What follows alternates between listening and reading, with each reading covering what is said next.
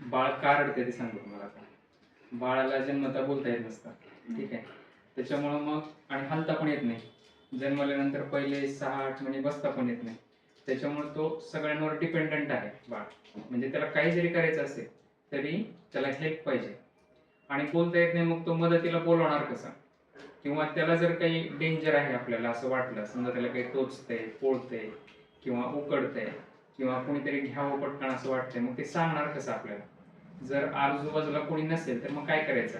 त्याच्यासाठी देवानं काय केलंय, त्याला एक प्रोटेक्टिव्ह मेकॅनिझम दिलंय. त्याला म्हणायचं रडणं.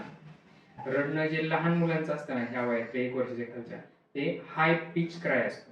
हाय पिच म्हणजे काय? त्याची फ्रिक्वेन्सी खूप जास्त असते आणि तो इरिटेबल असतो, एकदम इरिटेबल. म्हणजे कोणी जर ऐकलं बाळाचं रडणं तर काळजी वाटण्यापेक्षा चीड जास्त येते त्या रडण्याची.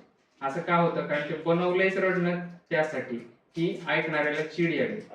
कारण त्याच्या प्रोटेक्शनसाठी. म्हणजे त्याला जर कोणी हार्म करायला आलं जवळ तर त्याच्या रडण्यामुळे ते ऐकूनच लांब जावं, नको बाबा जातो.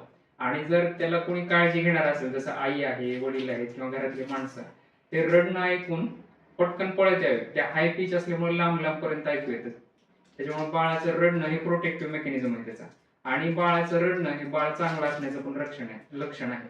कारण बाळ जर चांगलं असेल तरच ते मोठ्याने रडू शकतं. बाळ जर आजारी पडलं तर ते जास्त रडत नाही किंवा श्रील क्राय, एकदम कमी आवाजात रडतं. त्याच्यावरून आपण बाळाला काही झालंय की काय हे पण ओळखू शकतो. त्यामुळे बाळाच्या रडण्याला टेन्शन घ्यायचं नाही. रडलंय म्हणजे वा वा चांगलं आहे म्हणायचं. ठीक आहे.